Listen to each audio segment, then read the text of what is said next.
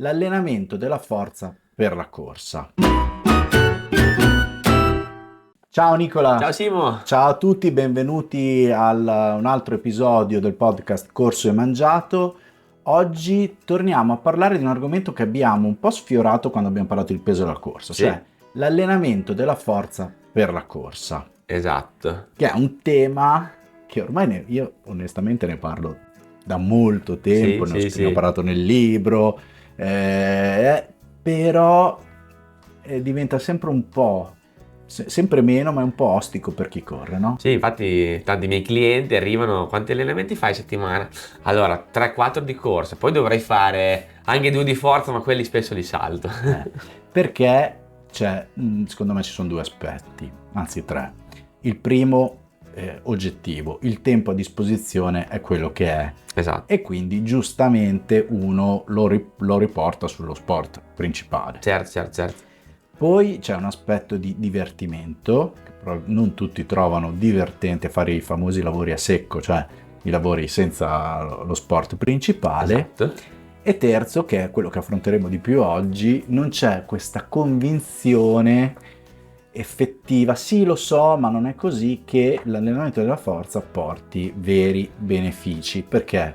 Perché magari non vedi subito il risultato sull'orologio sì, dopo esatto. una gara o un 1000, no? Te ne accorgi magari più sul lungo periodo del risultato di un allenamento di forza, però momentaneamente, sì, forse se vai in palestra vedi che magari riesci a caricare più peso nelle varie sedute, Sì, magari che poi cresce qualcosina, sul massimale, che è una delle poi forze che crescere sul vedremo massimo. che va allenata, Esatto, però non c'è proprio l'impatto diretto. esatto, Ma perché fa bene l'allenamento della forza? Adesso lo vedremo, ma la premessa è, non è che l'abbiamo deciso io e Nicolas, no? esatto, esatto, Ma ci esatto. sono ricerche sin dagli anni 90, studi, che dimostrano come l'allenamento della forza dia due benefici principali.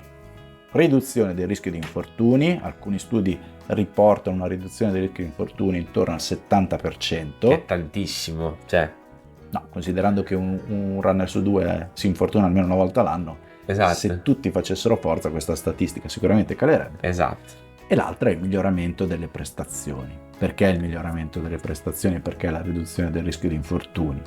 Intanto, poi infortuni ci sono dentro tutti. certo, Infortuni muscolari, cioè muscoli più forti, chiaro, è più difficile che si rompano, ma quando io ho degli squilibri muscolari e non abbastanza forza muscolare, il lavoro che non lo fa il muscolo lo fa il tendine, lo fa l'articolazione, esatto, c'è un carico. che sono quelle strutture che connettono muscolo con muscolo o muscolo con osso, quindi sono strutture che comunque ci tengono insieme e che si sovraccaricano del nostro peso corporeo. Assolutamente. E il miglioramento delle prestazioni perché? Beh, ça va sans dire, come dicono quelli bravi. Un muscolo più forte, anzi distretti muscolari più forti mi permettono di fare che cosa? Di conservare meglio l'energia, quindi di risparmiare energia e ovviamente di spingere di più, il che significa che ogni passo di corsa, se io ho un apparato muscolare e tendineo, perché poi quando si allena la forza si allenano anche i tendini, che sono Esatto. il collegamento tra il muscolo e l'articolazione, per semplificarla, e mi dà la possibilità, ad esempio, ad ogni appoggio di essere più efficace. Che cosa vuol dire? Vuol dire un tempo di risposta più rapido a terra, una conservazione dell'energia, quindi io dissipo meno energia e ovviamente dopo ne impiego meno per andare avanti.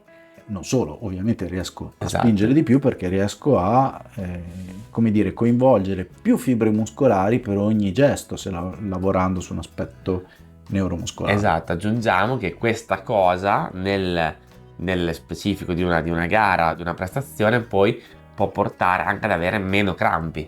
Ah, bravo, ottimo. Quindi Vero. il concetto è quello, il fatto di avere un muscolo più forte e di conseguenza mantiene più energia e quindi dissipa meno energia nel singolo movimento, è una delle dinamiche che può portare poi alla fine a avere meno problematiche di crampi insieme all'idratazione, l'alimentazione, l'aspetto psicologico, questo ne parliamo spesso, però questo è uno dei cardini, diciamo, della prevenzione del crampo. In più, essere più forti, quindi tutto quello che abbiamo detto sinora, ci permette anche di mantenere un assetto più corretto di corsa. Cosa succede quando iniziamo ad affaticarci troppo ed essere stanchi? Iniziamo a correre in maniera un po' più scordinata, usciamo dall'asse, quindi l'allenamento della forza, dove ci mettiamo dentro anche il potenziamento del core, esatto, innesca un circolo virtuoso, cioè più riesco a mantenere l'assetto di corsa, uso bene le braccia, le spalle, il busto, come diceva Nicolas, evitiamo il ciondolamento, quello che si chiama anche pelvic drop, cioè il bacino che inizia a basculare a destra e a sinistra, meno energia sprechiamo. Più invece facciamo questo, più energia sprechiamo. Quindi un allenamento della forza o meno innesca un circolo virtuoso se l'alleno, esatto, o vizioso se non l'alleno, che mi fa perdere assolutamente energia, il che significa minor prestazioni e anche rischio di infortunio. Assolutamente sì. Fondamentalmente la mia esperienza personale, io non avevo mai tanto allenato la forza quanto nel periodo del Covid. Alla fine cosa facevi? No? Assolutamente. Fai 3-4 volte a settimana forza in casa, e devo dire che poi magari sul momento non mi divertivo neanche tanto, però poi quando sono uscito di nuovo a correre e anche in bici ho visto proprio che la gamba aveva una reattività diversa, bravissimo. Mi sentivo più in forma. Esperienza personale sia da atleta, diciamo, che da allenatore. Esatto. Da tutte e due cosa è successo durante il Covid? Quelli che alleno e che sono ancora con me, e ce ne sono molti che allenavo nel 2020 e sono ancora qui, non potendo correre fuori avevo iniziato a fare le video lezioni, sì, e facevo una decina a settimana, perché a volte facevo anche mattina e sera, ci collegavamo, ero su Zoom, era anche un modo per stare insieme, per un po' di socialità virtuale. Certo. E mia moglie mi disse: non hai mai avuto un fisico così. Ecco, vedi, perfetto. Vabbè. Tant'è che questo a livello sempre i complimenti in maniera al contrario, negativa, esatto, cioè non che bel fisico, ma non hai mai avuto un fisico così. Beh, però dai. E poi diversi atleti che alleno anche tuttora, me ne ricordo qualcuno, che ripreso spaventati perché fermi dal più o meno 8-10 marzo al 4 maggio che abbiamo ripreso a correre. 2 mesi, dai. Esatto. In certe regioni come la nostra proprio non si poteva uscire a correre, in altre potevi uscire a correre entro 200 metri da casa.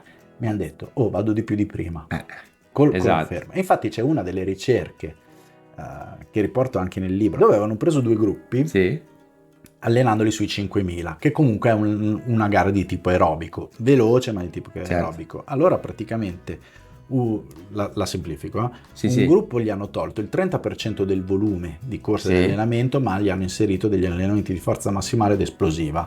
L'altro invece ha continuato a allenarsi quasi solo con la corsa. Beh, insomma, il V2 Max mi sembra che sia rimasto simile a tutti e due i gruppi, nonostante il 30% volume in meno di corsa. Però poi le prestazioni sono migliorate in chi ha inserito la forza. Ecco. Perfetto. Questo è un aspetto interessante. Poi dal punto di vista fisico, metabolico, l'allenamento di forza è un allenamento interessante anche dal punto di vista della composizione corporea. Questo lo dico perché tante volte i runner che mi chiedono una consulenza si lamentano, tra virgolette, anche del fatto che pur correndo tanto, anche tante ore, anche parliamo di persone che corrono più di 10 ore a settimana, non riescono ad avere un fisico definito, tra virgolette, no? E questo è un problema legato al fatto, come spiego sempre, che la corsa comunque per il nostro fisico rappresenta un fattore di stress metabolico, di conseguenza che è uno stress che per noi percepiamo positivamente, però per il nostro corpo comunque va gestito, no? E nella corsa di soprattutto lunga distanza il nostro corpo sente quasi che deve un po' trattenere qualcosa, no? Anche di massa grassa, perché magari non si sa mai che si possa avere bisogno di dover spendere più energie, certo, magari prima di andare in crisi. Quindi il nostro corpo anche correndo tanto fa fatica a farci definire troppo, ci fa creare questa sorta di trattenuta a livello di massa grassa, mentre l'allenamento di forza non è un allenamento che ci dà questo stress metabolico, perché comunque è fatto di anche pause, no? Quindi faccio una serie, poi mi fermo, eccetera. Di conseguenza ci aiuta anche a definirci. Ah sì, stavo ridendo, sai perché? Hai detto tutte cose giuste. Probabilmente anche prima di... sai la pubblicità su YouTube, no? Sì. Anche prima di questo video, o addirittura magari comparirà adesso in mezzo, non lo so perché lo sceglie YouTube, non noi. C'è un famosissimo personal trainer su YouTube, forse quello più seguito, tra i più seguiti, che ogni anno puntualmente d'estate, e l'ho visto proprio oggi, mi è comparsa la pubblicità guardando un video su YouTube, che dice: ecco, d'estate tutti si mettono a correre per dimagrire pensando che la corsa faccia dimagrire, e invece no, non dovete correre, ma dovete fare solo attività pesi, diciamo, pesistica, o comunque attività da palestra. La verità sta in mezzo, cioè quello che ha detto Nicolas è vero, ma per dimagrire l'attività aerobica... Sì, allora io parlavo di persone che già corrono no, e inseriscono. infatti, no, ma mi hai fatto venire in mente questa cosa, ma infatti sto dicendo, tu hai detto una cosa giustissima, però sottolineiamo che l'attività aerobica insieme, come abbiamo detto nella puntata del peso della corsa, e il deficit calorico sono l'unico modo per calare con la massa grassa, perché sì, potete fare delle sedute intense di HIIT dove utilizzate soprattutto zuccheri, diciamo. Sì, magari dopo l'attività. No. Sì, c'è l'effetto EPOC, no? L'effetto EPOC, esatto. Che ti può aiutare a bruciare. Esatto. Però non demonizziamo la corsa. Poi è vero che se invece fate solo tanta bassa intensità di corsa, soprattutto lo dico alle donne per più un aspetto estetico, sì, anche un po' più infiammazione, quindi accumulo di liquidi, un po' di cellulite, può capitare. Quindi, come al solito, adesso volevo citare i latini ma non mi viene la virtù, l'equilibrio. Come avessi detto. L'equilibrio sta in mezzo, insomma, le cose buone stanno in mezzo. Però a questo punto direi, in questa puntata vedremo due cose importanti. Vai. Cosa e come allenare la forza, perché non basta tirar su dei pesi, e come sostenerla con l'alimentazione e l'integrazione. Nicolas, fammi ricordare però che io e te non facciamo solo questo podcast, ma abbiamo l'Accademia del Runner e della Nutrizione Promotion, dove potete iscrivervi e avete anche altri contenuti gratuiti, ma poi potete accedere ai videocorsi, uno bellissimo, le fondamenta della corsa e della nutrizione sportiva, dove abbiamo veramente fatto in 18 video, lunghissimo, 6 ore, ve lo vedete con calma, ve lo potete, perché una volta acquistato rimane vostro, ve lo potete vedere, rivedere, dove spieghiamo come funziona l'allenamento e la nutrizione sportiva in tutto per tutto. Un po' in generale, Sì, ma approfondendo non solo cosa fare, come, ma anche i perché, per i più curiosi. E poi ci sono dei microcorsi sui lunghissimi, sulla forza, sugli allenamenti indoor, e poi l'ultimo, che secondo me è fiore all'occhiello, è l'allenamento della forza per la corsa, dove ovviamente riprenderemo in maniera molto più approfondita i concetti di cui parliamo oggi, ma in più c'è anche tutta una trentina di esercizi per chi non può andare in palestra da fare a casa, indoor, con pochissima attrezzatura, o meglio, proprio l'attrezzatura potete farne anche a meno, nel senso che vi potete arrabattare con delle sedie, con un tappetino, ecco, magari quello qualcosa, Poi chiaro che se avete una panchetta, eccetera, quindi vi lasciamo il link in descrizione. A questo punto, Nicolas, vediamo che tipi di forza allenare per la corsa. Allora, Nicolas, no? Ne abbiamo parlato altre volte, però è importante. Allenare la forza non è solo andare in palestra, iniziare a fare la leg extension, 3 serie da 12, che ne so, lo squat 3 serie da 10, leg curl, gli ischio crurali, sempre 2 serie da 15. E i polpacci. I calf. Col carico. Col carico 3 serie da 20, sparo. Allora, come si dice qui in Romagna, piuttosto chignitemi piuttosto, cioè chiaramente per chi non ha mai allenato la forza, fare questo tipo di seduta descritta in maniera molto sommaria ha sicuramente sul breve periodo un ritorno, ok? Ce l'ha però più sulla massa che sulla forza. Noi dobbiamo proprio metterci in questo concetto, noi facciamo forza e non facciamo massa. Esatto, perché non ci serve diventare più grossi, fare volume del muscolo, ma ci serve diventare più forti. Quindi fare in modo che il muscolo che ha lo stesso volume riesca a spingere di più, più forte. E questo perché ne abbiamo parlato nella puntata del peso della corsa, perché poi dopo io mi devo portare quel peso dietro. Allora è normalissimo che appena inizio a allenare la forza, come appena inizio a correre, ho un po' di aumento di peso. Anche se l'alleno, come vedremo, nel modo giusto. Perché questo? Perché c'è una ritenzione. Allora, abbiamo un effetto infiammazione legato al fatto che il nostro muscolo, per crescere, debba subire uno stress. Di conseguenza, se vogliamo aumentare la forza, il nostro muscolo deve essere sottoposto a uno stress metabolico. questo stress metabolico creerà appunto un'infiammazione che chiaramente richiama acqua e di conseguenza creerà appunto un aumento di peso. Questa infiammazione poi si risolve in una supercompensazione, cioè il nostro muscolo diventa più forte di prima per riuscire a sopportare quel carico che abbiamo fatto meglio e quindi essere pronto a sopportare un carico maggiore. Ok. Quindi, che forze allenare? La premessa è, se non avete mai fatto allenamento della forza, la prima cosa, come poi vedrete anche nel corso di cui vi abbiamo parlato prima, è iniziare a fare gli esercizi a carico naturale. Perché? Cioè, quindi senza pesi, senza... Esatto. Per quale motivo? Il primo, proprio per una questione di adattamento a tutto quello che ha detto Nicolas. Il secondo, anche perché è molto importante imparare a fare il gesto corretto dell'allenamento, perché un gesto scorretto, soprattutto quando poi andremo a lavorare sulla forza massima, che è una delle due forze da allenare, può portare a farsi male. Ragionando su tipi di allenare la forza, dovremo fare una prima differenziazione tra allenare la forza generale e la forza specifica. La forza generale è quella che appunto alleniamo con esercizi, con la palestra, la forza specifica è quella che alleniamo con la corsa. Parto dalla forza generale. Vai. Faccio una sintesi molto breve, utilizzo la nostra lavagna. Allora, la prima forza che dobbiamo allenare, su cui iniziamo a lavorare, è la forza massima. Allora, che cos'è o massimale? Che cos'è la forza massima? È il carico massimo che il nostro corpo riesce a sollevare, che noi riusciamo a sollevare in una singola contrazione volontaria, il che significa che una seconda contrazione non sono capace di farlo. Non ci sta. Questo ovviamente differenzia da quale movimento faccio, cioè uno squat, da una pressa, ogni ha una forza massima perché sono coinvolti distretti muscolari diversi, oppure lo stesso ma in un tipo di movimento diverso. Esattamente. Sempre tra le forze generali da allenare per la corsa c'è poi la forza esplosiva. La forza esplosiva, che potremmo definire anche come forza rapida, forza veloce, ci sono veramente tante classificazioni, però è la capacità quindi di riuscire a sollevare un carico nella massima velocità possibile. Esatto.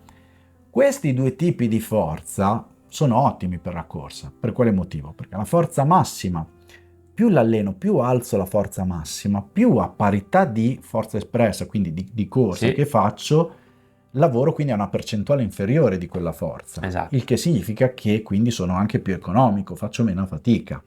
La forza esplosiva, se ci pensate, la corsa è un susseguirsi di mini scatti, di mini balzi esplosivi. Esatto. Sia quando spingo sia nella gestione dell'atterraggio, e quindi lavora su quello che è la capacità propulsiva, ma anche la capacità di gestire l'appoggio e quella che è la stiffness, cioè la rigidità muscolare tendinea. Esatto. Più uno strumento è rigido, più riesce a rimbalzare velocemente. Non a caso vi comprate le scarpe con la piastra in carbonio. Esatto. Sono più rigide di altri tipi di scarpe senza piastra in carbonio. Esatto. Allenare questi due tipi di forza non porta a un aumento della massa. Cioè la forza massima, uno pensa, no, forza massima deve essere super grosso. Beh, chiaramente se poi dopo fare sollevamento pesi entrano in campo altre un'altra cosa, esatto. Ma allenare la forza massima significa la capacità di riuscire a reclutare più fibre muscolari per il singolo gesto. Ok? Esatto. La forza esplosiva è la capacità, come abbiamo detto adesso, elastica, diciamo, di rispondere e di farli nella maniera più veloce possibile ai gesti atletici, in questo caso della corsa. Esatto. Questi sono i due tipi di forza generale da allenare. Poi c'è la forza specifica, cioè che è legata più a un discorso di forza resistente che si fa correndo. Cioè nella corsa comunque io alleno la forza resistenza e la resistenza alla forza, che hanno uno è più legato al numero di gesti che faccio, l'altro più una capacità temporale, una questione temporale, però è la capacità di riuscire a gestire tanto tempo sulle gambe. Queste sono le tre cose. Per finire in maniera molto velocemente, quindi poi non ho scritto forza esplosiva e forza resistente, diciamo, Nicolas, prima di andare al tuo pezzo legato alla come supportarlo con l'alimentazione e la nutrizione. Allora, come si allenano? Beh, la forza massima si allena, si capisce, sollevando carichi massimi. Nessuno dice di fare un sollevamento secco del 100%, anche perché è veramente, a parte che da soli sarebbe quasi impossibile. Se ci fai uno squat con, non so, 100 kg sopra, devi anche avere qualcuno che ti aiuta, magari, perché ci rimane sotto, magari non è neanche. Ci sono metodi diversi, metodi a contrasto, eccetera, però parliamo del più classico. Forza massima, devo sollevare almeno l'85% del carico massimale, quindi se io sono capace con uno squat di sollevare 100 kg, vuol dire che posso lavorare con carichi da 85, anche 80, però diciamo 85 kg, facendo pochissime ripetizioni, anche perché non sarei in grado di farne di più, e grandissimi recuperi. Poi Nicola ci spiegherà cosa succede in questo recupero, per fare poi la serie successiva che sono a recupero completo e sono capace di rifarla identica come la prima, e magari nel tempo, non subito, faccio anche 5-6 serie. Esempio, quindi io sono capace di sollevare 100 kg con uno squat, faccio 6 serie da 4 ripetizioni da 100 kg con un recupero anche di 4, 5, anche 6 minuti, se ho tempo, tra le varie serie. Certo, no? Perfetto. La forza esplosiva si lavora soprattutto con quella che è la pliometria, cioè il susseguirsi di un movimento eccentrico, uno concentrico, con una differenza di tempo irrisoria, minima tra i due gesti. Esempio, io salgo sulla sedia dove sono seduto, mi lascio cadere, quindi in fase di atterraggio il muscolo va in allungamento e frena la mia caduta, e subito rispondo con un balzo. Quando si fanno questi tipi di esercizi, Nicolas, che io quando avevo 30 anni facevo spesso, adesso poco, per i miei tendini, uno li fa e dice: oh. Sì, cosa succede? Bah. Poi perché la prima faccio? Esatto. Non ho fatto fatica, esatto. No? Poi è chiaro, si possono fare una marea di circuiti, fai mezz'ora, ti sfasci lo stesso, però diciamo quando fai delle serie così. Non fai neanche la doccia, dopo non hai neanche sudato, non è proprio... Beh sì, solo perché ti sei scaldato. Esatto. Ma cosa succede? Poi il giorno dopo senti il muscolo... tutti i DOMS a livello... Non ti muovi. Sì, ad esempio se lo fai frenando, tipo scendendo con le ginocchia a 90 gradi, no? Quindi fai lavorare anche i femorali, i quadricipiti, i glutei, il giorno dopo i tuoi glutei femorali soprattutto li senti tutti. Se atterri con un angolo sotto il ginocchio di 170 gradi, quindi pieghi pochissimo il ginocchio, quindi lavori molto sul polpaccio, per dire in maniera molto grossolana, senti polpaccio e tendini che soffrono. Esatto. Altri strumenti per allenare la forza massima si possono fare correndo, ad esempio le famose ripetute in salita brevi, su salite molto ripide. Io spingo tantissimo, faccio proprio uno sprint di 50, 80, 100 metri, dipende, a pendenze alte, e lì lavoro sia sulla parte di spinta sia sulla parte neuromuscolare. Ora ascoltiamo la parte alimentazione e nutrizione. Esatto. Perfetto, allora, noi come possiamo supportare l'allenamento di forza a livello nutrizionale? Sicuramente la prima cosa da fare è dare, banale da dire, però dare cibo al nostro muscolo. Cioè se il nostro muscolo deve crescere, anche se non deve crescere di volume, ma deve crescere appunto di forza, quindi deve non so, creare densità muscolare, si dice, il nostro corpo deve crearsi più forte di prima, e questo lo fa solamente se c'è un substrato di crescita, quindi se c'è cibo. Quindi non potrò mai stare in deficit calorico nei giorni in cui faccio allenamento di forza, anche se sto cercando di perdere peso, sto cercando di creare un deficit calorico generale, ma i giorni in cui alleno l'allenamento di forza devo per forza mangiare. Questo è scontato. Mangiare quando? Prima, dopo, durante?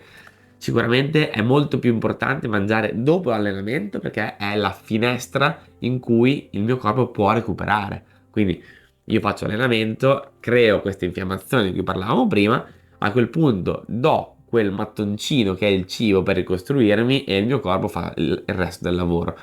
L'energia per fare allenamento ce l'abbiamo sempre alla fine, anche se non... Però sarebbe meglio comunque non farlo a digiuno. Ecco, però l'allenamento di forza a digiuno non è l'ideale, perché noi comunque in un allenamento di forza, per i movimenti che creiamo, che tu hai spiegato prima, Simo, andiamo comunque ad utilizzare dei carboidrati. Allora, un po' di carboidrati, un minimo, ci sono nel nostro corpo sotto forma di glicogeno, ma si esauriscono in fretta, ok? Certo. Quindi mentre l'allenamento digiuno può essere funzionale in tanti casi, non è adatto prima di un allenamento. Poi non c'è il rischio come quando vado a correre che mi vengano dei problemi intestinali a fare l'allenamento di forza, che non è un allenamento intenso dal punto di vista cardiaco. No, esatto. Quindi posso permettermi anche di mangiare qualcosina. Ma anche durante, cioè nel senso che... E anche durante, bravissimo, perché quando l'allenamento di forza può anche durare un po' tanto, va trattato come un allenamento. Cioè, se quando vado a correre ogni 3/4 d'ora prendo un gel, la stessa cosa può valere per un allenamento Una di bella forza. barretta. Magari una barretta, magari se sono a casa mi mangio anche 2 datteri, non so,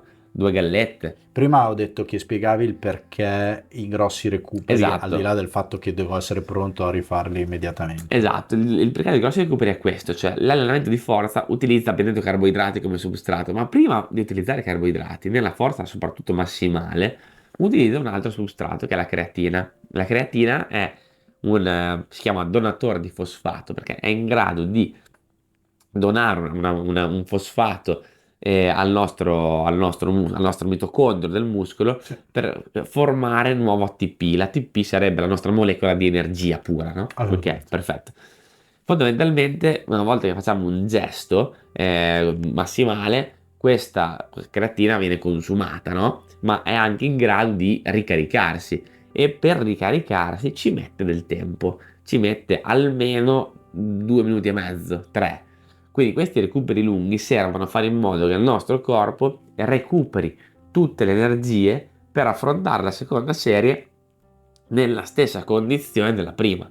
Se io non faccio questi recuperi, fondamentalmente il mio corpo non avrà le stesse condizioni e quindi non starò affrontando un allenamento di forza, ma forse un allenamento di resistenza o di endurance. Però con i carichi che stiamo facendo, in questo caso è assolutamente di forza massimale e in più essendo un allenamento neuromuscolare, quindi di coinvolgimento delle fibre, serve veramente freschezza per farlo. Esatto, altrimenti non ha senso farlo e non riusciremmo a crescere a livello muscolare. Poi diciamo sempre, a noi interessa crescere appunto non di volume.